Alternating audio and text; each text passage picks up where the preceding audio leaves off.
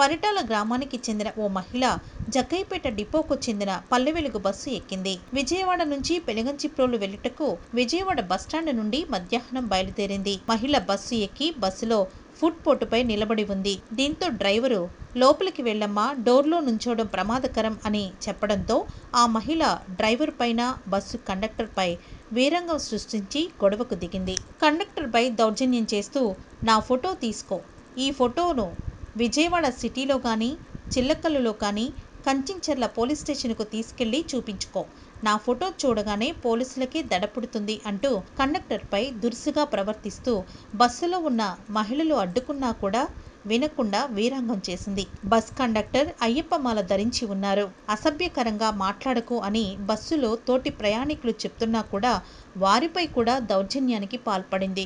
దీంతో చేసేది లేక బస్సు డ్రైవర్ ఆ మహిళ పరిటాలలో దిగాల్సి ఉండగా పరిటాలలో బస్సు ఆపకుండా కంచించర్ల పోలీస్ స్టేషన్కు తీసుకువచ్చి పోలీస్ స్టేషన్లో ఆమెను అప్పగించి ఫిర్యాదు చేశారు. పోలీసులు ఆ మహిళను అదుపులోకి తీసుకుని విచారణ చేపట్టారు.